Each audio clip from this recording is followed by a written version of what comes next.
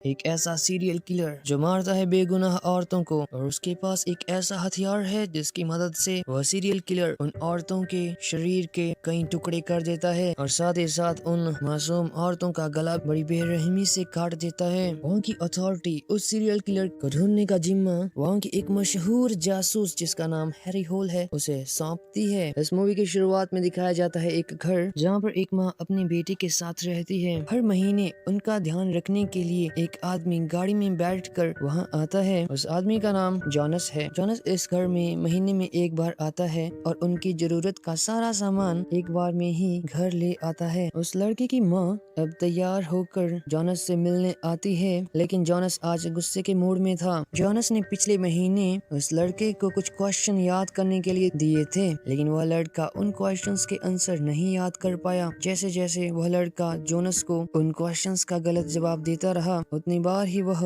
उस औरत को चांटे मारता रहा। जॉनस अब उस औरत को कहता है कि तुम्हें इस बच्चे को ज्यादा पढ़ाने की जरूरत है। वह लड़का अब भागकर घर के बाहर चला जाता है और एक स्नोमैन बनाता है। अब जॉनस और उस औरत के बीच में किसी बात को लेकर कहासुनी हो जाती है, जिसके चलते जॉनस उस औरत से नाराज हो जाता है और उससे कहता है कि मैं यहाँ पर अब कभी भी नहीं आऊंगा। वह लड़का उन दोनों की बातों को सुन लेता है और जॉनस को रोकने की कोशिश करने लगता है। उस लड़के की माँ भी वहाँ आ जाती है और उसे रोकने की कोशिश करने लगती है। जॉनस गाड़ी में बैठकर वहाँ से चला जाता है। वह लड़का और उसकी माँ दोनों अब एक दूसरी गाड़ी में बैठकर जॉनस का पीछा करने लगते हैं। वह औरत काफी दूर तक जॉनस की गाड़ी का पीछा करती रही। वह औरत अब जान जाती है कि जॉनस अब वापस मुड़कर कभी भी उसके पास नहीं आएगा। अब वह चलती हुई गाड़ी के स्टीयरिंग से अपने हाथ पीछे हटा लेती है, जिसकी वजह से उनकी गाड़ी एक झील के ऊपर पहुंच जाती है। उसका लड़का देखता है कि उसकी मॉम उसकी बातों को नहीं सुन रही है और अब वह लड़का गाड़ी की हैंड ब्रेक्स दबा देता है, जिसकी वजह से गाड़ी एकदम से एक जगह पर रुक तो जाती है, लेकिन अब वह उस झील में धंसने लग जाती है। वह लड़का जल्दी से गाड़ी के बाहर निकलकर अपनी मॉम को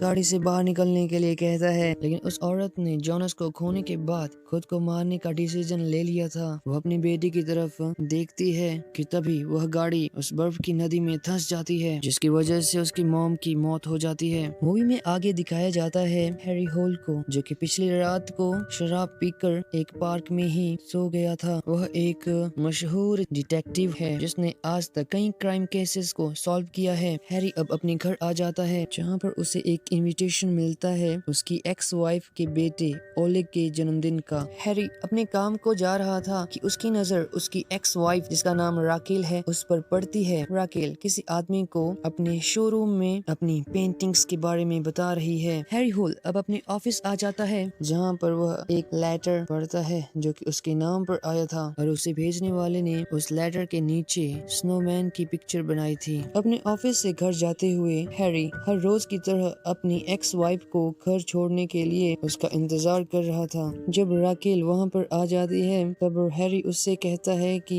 मैं ओलेग के जन्मदिन को भला कैसे भूल सकता हूँ, और मैंने उसके जन्मदिन के लिए एक कॉन्सर्ट की टिकट्स बुक करवाई हैं। फिलहाल राकेल ने एक दूसरी शादी कर ली है और अब राकेल उसी के साथ रहती है। राकेल अब हैरी को उसे घर छोड़ने के लिए थैंक यू कहती है। मूवी में आगे दिखाया जाता है बीकर नाम की एक औरत को, जो कि दिन भर एक ऑफिस में काम करने के बाद अपने घर को आ रही थी। उस पर कोई बर्फ का गोला फेंकता है। जब बीकर मुड़कर देखती है तो वहाँ पर कोई भी नहीं था। बीकर अब अपनी गाड़ी में बैठकर अपने घर की तरफ जाने लगती है, तभी एक गाड़ी उसका पीछा करने लग जाती है। बीकर को उसकी बेटी का मैसेज आता है और उसे देखने के लिए वह अपनी गाड़ी को रोड के साइड में रोकती है। मैसेज पढ़ने के बाद वह शीशे में देखती है कि एक गाड़ी उसके पीछे आकर रुक गई है। इसके बारे में ज्यादा न सोचते हुए बीकर अब अपने घर आ जाती है। बीकर अपने घर के पास बर्फ से बना स्नोमैन देखती है और उस स्नोमैन के साथ अपनी एक सेल्फी खींचकर अपनी बेटी को भेज देती है। बीकर की गाड़ी का पीछा करते हुए वह गाड़ी बीकर के घर के पास पहुंच जाती है। बीकर के घर के अंदर आते ही उसका हस्बैंड उसके लेट आने पर उससे कुछ बुरा भला कहने लगता है और वहां से अपनी शिफ्ट के लिए चला जाता है। रात को बीकर जब सोने जाती है तो वह अपने घर के बाहर उस गाड़ी को देखती है जो उसका पीछा कर रही थी और साथ ही बर्फ के स्नोमैन को भी देखती है। अगली सुबह हैरी होल की मुलाकात कैटरीन से होती है। कैटरीन भी एक जासूस है। उसी सुबह जब बीकर की बेटी जागती है तो वह अपने सामने घर के बाहर एक स्नोमैन को देखती है जिसके गले में उसकी मॉम का स्कार्फ था। हैरी और कैटरीन दोनों साथ में जा रहे थे कि तभी कैटरीन के पास एक केस आता है गुमशुदा औरत को तलाश करने का, जिसका नाम बीकर है। कैटरीन अब बीकर के घर जाकर वहाँ के आसपास के लोगों से पूछताछ करने लगती है। हैरी भी अब गाड़ी से बाहर निकल जाता है। वह घर के बाहर एक स्नोमैन को देखता है जो कि बिल्कुल वैसा ही था जैसा कि उसके पास आए लेटर के नीचे बना था। हैरी अब बीकर की बेटी के पास आकर पूछता है कि तुमने घर की तरफ देखता हुआ स्नोमैन क्यों बनाया। बीकर की बेटी उसे बताती है कि यह स्नोमैन मैंने नहीं बनाया। हैरी उससे पूछता है कि क्या तुम्हारे मम्मी पापा कभी आपस में लड़े हैं। बीकर की बेटी उसे बताती है कि हाँ, उनके बीच में कभी कभी लड़ाई हो जाती थी, जिसकी वजह से मेरे पापा रोने लग जाते थे। उनसे पूछताछ करने के बाद हैरी और कैटरीन दोनों वापस आने लगते हैं तो कैटरीन उसे बताती है एक और औरत के बारे में जो कि पिछले 2 हफ्तों से मिसिंग है। कैटरीन उसे बताती है कि वहाँ भी सेम केस ऐसा ही है। हैरी एक फाइल को कैटरीन की गाड़ी से चुरा कर अपने साथ घर ले आता है। उस फाइल में एक ऐसी औरत का केस था जिसके शरीर के कई सारे टुकड़े करके उसे मारा गया था। अगली सुबह जब कैटरीन हैरी से मिलती है तो वह उसे बताती है कि मुझे ऐसे और भी केस मिले जिनमें की कुछ शादीशुदा औरतें मिसिंग हैं। यह सभी औरतें उसी दिन गायब हुई हैं जिस दिन बर्फ पड़ रही थी। इन सब को मारने वाला कोई सीरियल किलर है जो कि अपने शिकार को ढूंढता है और जब बर्फ पड़ रही हो उसी दिन उन्हें गायब कर देता है। अगले दिन हैरी अपनी एक्स वाइफ राकेल के साथ अपने बेटे ओलेग का मैच देखने के लिए आते हैं, जहां पर अब राकेल का नया पति आ जाता है जिसका नाम मैथ्यूज है। उस खेल को खेलने के बाद शाम को ओलेग अपने पिता हैरी के साथ घर आने लगता है। ओलेग उनसे कहता है कि हमारा स्कूल एक फादर सन कैंपेन ट्रिप ऑर्गेनाइज कर रहा है और मैं चाहता हूँ कि आप मेरे साथ उसमें हिस्सा लें। वैसे आज ओलेग का हैप्पी बर्थडे है। हैरी ने ओलेग के बर्थडे पर एक कॉन्सर्ट की 2 टिकट्स बुक करवाई थी, जिनके जरिए वो उस कॉन्सर्ट में पहुंच जाते हैं जहां पर एक सिंगर अपनी परफॉर्मेंस दे रहा था। कैटरीन अब हैरी को कॉल करती है और उसे बताती है कि एक और औरत के गायब होने की खबर हमारे पास आई है और उसे ढूंढने के लिए उसके पति ने स्पेशली तुम्हारा नाम लिया है, तो अभी मैं तुम्हारे पास आ रही हूँ, हमें जल्दी से उस लोकेशन पर जाना होगा। कैटरीन उन दोनों को पिक करके ओलेग के घर ले जाती है जहाँ हैरी उसे उसके घर पर छोड़ देता है। हैरी की एक्स वाइफ राकेल उस गाड़ी को चला रही कैटरीन की तरफ देखती है और कैटरीन भी उसकी तरफ देखती है। अगली सुबह हैरी और कैटरीन दोनों उस लोकेशन पर पहुंच जाते हैं जहां उन्होंने एक औरत के गायब होने की खबर सुनी थी। उन्हें वहां पर एक औरत मिलती है जिसका नाम सिल्विया है। उन दोनों को सिल्विया के ही गायब होने की खबर मिली थी। वह दोनों सोचते हैं कि शायद हो सकता है किसी ने उनके साथ प्रैंक किया हो। हैरी और कैटरीन दोनों अब वहां से चले जाते हैं। उन्हें जाता देखकर सिल्विया अपने हस्बैंड को कॉल करती है और उससे पूछती है कि क्या तुमने मेरे गायब होने की खबर पुलिस को दी है। दरअसल सिल्विया और उसके हस्बैंड दोनों में आपस में लड़ाई होती रहती थी और अब दोनों अलग अलग रहते हैं। इधर एक आदमी बर्फ के रास्ते से उसके घर के पास पहुंच जाता है। सिल्विया बच्चे के एक खिलौने को देख रही थी कि तभी वह आदमी एक इंजेक्शन को सिल्विया पे इंजेक्ट कर देता है। वह अपने बैग में से अपने औजार निकालता है और अपने एक डिवाइस से उस औरत के शरीर से उसका धड़ अलग कर देता है। दरअसल ये वही सीरियल किलर है जिसने बहुत सारी औरतों को गायब किया है और साथ ही साथ उन्हें जान से भी मार दिया। इधर हैरी और कैटरीन दोनों अभी रास्ते में ही थे कि उन्हें एक कॉल आती है जिससे उन्हें पता चलता है कि सिल्विया नाम की एक औरत है जिसके मिसिंग होने की खबर हमें अभी मिली है। जैसे ही वह दोनों सिल्विया के घर पहुंचते हैं, उनकी मुलाकात सिल्विया की हमशक्ल बहन के साथ होती है। उन्हें वहां पर सिल्विया की लाश मिलती है जिसका सर धड़ से अलग हो गया था और अब वह सर गायब था। उन्हें वहां पर एक स्नोमैन दिखता है जिसके धड़ पर सिल्विया का सिर था। पुलिस की टीम भी वहां पर पहुंच जाती है और अब पुलिस की टीम सिल्विया के सिर को एक बॉक्स में डालकर फोरेंसिक लैब ले जाते हैं। हैरी अब अपने से बड़े अधिकारी के साथ कहता है कि जो भी इन औरतों को मार रहा है मुझे उसे जल्दी से जल्दी पकड़ना होगा और इसके लिए मुझे एक टीम बनानी होगी। हैरी का उच्च अधिकारी उसे नई टीम बनाने की मंजूरी दे देता है। हैरी अब नई टीम के साथ मिलकर उन सभी गायब हुई औरतों के केसेस को स्टडी करने लगता है और अब उसे यह पता चलता है कि जो भी औरत अब तक गायब हुई है वह सभी एक गैलीलियो हॉस्पिटल में अपना चेकअप करवाने के लिए गई थी और जिस डॉक्टर ने उन सब का चेकअप किया था उसका नाम डॉक्टर वेटलेसन है। हैरी और कैटरीन दोनों अब डॉक्टर वेटलेसन के घर जाते हैं। कैटरीन को उस डॉक्टर के घर की खिड़की में एक औरत दिखती है। हैरी जैसे ही उस डॉक्टर से उसके एक पेशेंट बीकर के बारे में पूछता है तो वह डॉक्टर हैरी को बीकर के बारे में बताने से मना कर देता है। वह डॉक्टर हैरी को कहता है कि हमारे हॉस्पिटल की कुछ पॉलिसीज हैं जिनमें हम अपने पेशेंट का नाम यूं ही किसी को नहीं बता सकते। राकेल जब उस डॉक्टर से पूछती है कि हमने आपके घर में एक औरत को देखा है, लेकिन अब भी वह डॉक्टर उनको उस औरत के बारे में बताने से मना कर देता है। डॉक्टर वेटलेसन से पूछताछ करने के बाद दोनों अब अपने ऑफिस आ जाते हैं। शाम को कैटरीन के घर जाते ही हैरी उसके डेस्क की कुछ फाइलों को देखने लगता है जहाँ पर उसे डिटेक्टिव राप्टो के बारे में पता चलता है जो कि एक गायब हुई महिला जिसका नाम लैला है उसका केस हैंडल कर रहा था। हैरी को अब ये भी पता लगता है कि आरवी स्टोव नाम के एक आदमी ने लैला के हस्बैंड आसिन की कंपनी को खरीद लिया था। उस फाइल में उसे एक तस्वीर में आरवी स्टोव और डॉक्टर वेटलेसन दोनों साथ में दिखते हैं। हैरी अब इस केस को सॉल्व करने के लिए डिटेक्टिव राप्टो से मिलना चाहता था, इसलिए वह उससे मिलने के लिए उसके एड्रेस पर जाने लगता है। वह एक ट्रेन में बैठा हुआ था कि तभी उसकी एक्स वाइफ राकेल का हस्बैंड भी वहाँ पर आ जाता है और उसे बताता है कि आज तो तुम्हें हमारी बेटी ओलेग के साथ एक फादर सन कैंपेन टूर पर जाना था और तुमने तो उस टूर को मिस कर दिया। हैरी अपने बेटे से किया हुआ वायदा पूरा न करने की वजह से परेशान हो जाता है। बेचारा ओलेग, उसके सभी दोस्त अपने पिता के साथ उस टूर में जा रहे थे और वह अपने फादर हैरी का इंतजार करता रह गया। मूवी में आगे दिखाया जाता है कि हैरी सबसे पहले आसिन के पास जाता है और उससे आरवी स्टोव के बारे में पूछता है। आसिन हैरी को बताता है कि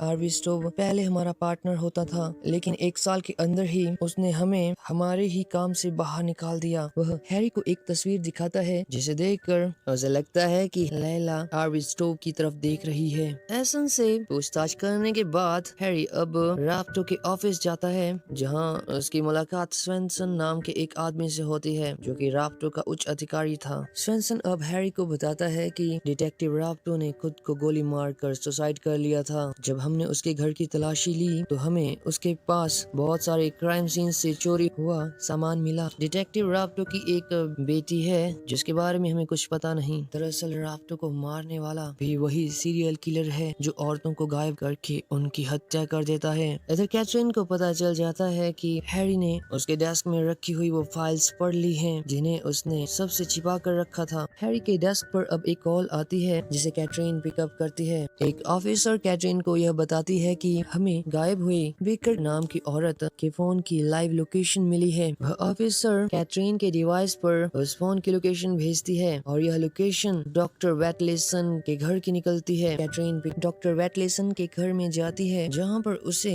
डॉक्टर वेटलेसन की डेड बॉडी मिलती है। इधर हैरी भी राप्टो के घर पहुंचकर उसके घर की तलाशी लेने लगता है जहाँ पर उसे पता चलता है कि कैटरीन जो कि हैरी के साथ काम कर रही है वह डिटेक्टिव राप्टो की बेटी है। जहाँ पर डॉक्टर वेटलेसन का कत्ल हुआ था पुलिस अब वहाँ पर पहुँच जाती है। बेकर के शरीर को बहुत सारे टुकड़ों में काट दिया था। हैरी भी अब वहाँ आ जाता है जहाँ पर उसका सीनियर ऑफिसर हैरी को यह बताता है कि डॉक्टर वेटलेसन ने खुद को गोली मार दी और यह एक सुसाइड केस है। हम इस केस को यहीं बंद कर रहे हैं। हैरी जानता था कि यह कोई सुसाइड नहीं बल्कि यह तो उस सीरियल किलर का काम है। हैरी अब कैटरीन के साथ मिलने के लिए उसके घर आता है। कैटरीन जानती थी कि हैरी यह जान गया है कि मैं डिटेक्टिव राप्टो की बेटी हूँ। कैटरीन अब हैरी को यह बताती है कि आरवे स्टोव और एसन की पत्नी लैला दोनों का आपस में अफेयर था और मेरे डैड अपनी मौत से पहले उन्हीं के केस को सॉल्व कर रहे थे और जहाँ तक मुझे पता है मेरे डैड को मारने वाला भी वही सीरियल किलर है और मैं अब उस सीरियल किलर को आपको ढूंढ कर ही रहूंगी। कैटरीन अब एक पार्टी में पहुंच जाती है जहां पर आर्वी स्टोव अपने मेहमानों को एक स्पीच दे रहा था।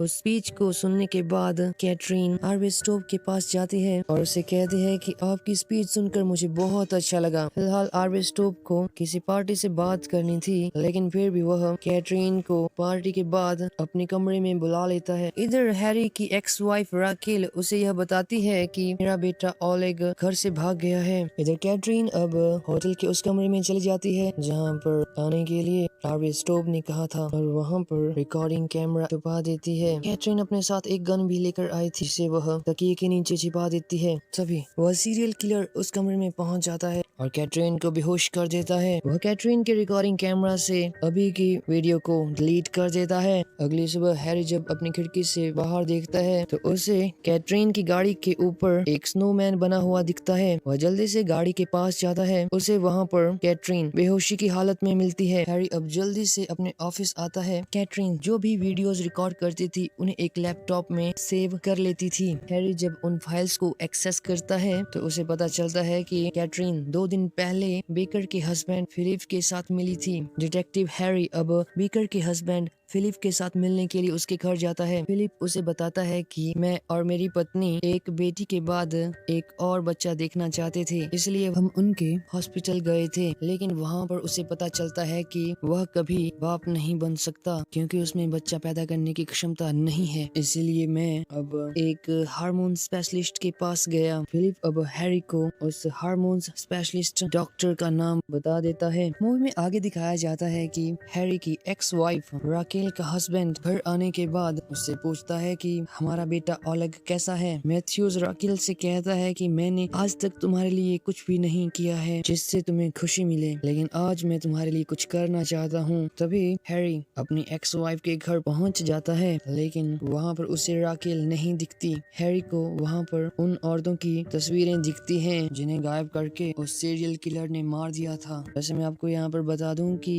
हैरी को अब उस सीरियल किलर का नाम पता चल गया है और इसलिए वह राकेल के घर आया था। हैरी अब अपने बेटे ओलेग को कॉल करता है, लेकिन उसका फोन अनरीचेबल आ रहा था। मैथ्यूज अब ओलेग को पिक करने के लिए उसके स्कूल आता है और उसे अपने साथ एक गाड़ी में बिठाकर वहाँ से ले जाता है। इधर हैरी अपनी टीम के एक आदमी को कॉल करता है और उसे राकेल के फोन की लाइव लोकेशन पता करने के लिए कहता है। मैथ्यूज अब राकेल को अपने साथ उस घर में ले आता है जिसे मूवी की शुरुआत में दिखाया गया था। हैरी को उसकी टीम का आदमी यह बताता है कि राकेल के फोन की लाइव लोकेशन एक बर्फ की नदी के पास आ रही है जो कि शहर से बहुत दूर है। हैरी अब उस ऑफिसर को मैथ्यूज के बारे में पता करने के लिए कहता है तो वह ऑफिसर उसे बताता है कि मैथ्यूज बचपन में अपनी मॉम के साथ एक घर में रहता था और उसकी मॉम उसके घर के पास की बर्फ की नदी में डूबकर मर गई थी और मैथ्यूज तभी से एक अनाथ आश्रम में बड़ा हुआ है। हैरी अब उस लोकेशन पर पहुंच जाता है जहां पे उसकी एक्स वाइफ राकेल के फोन की लाइव लोकेशन आ रही थी।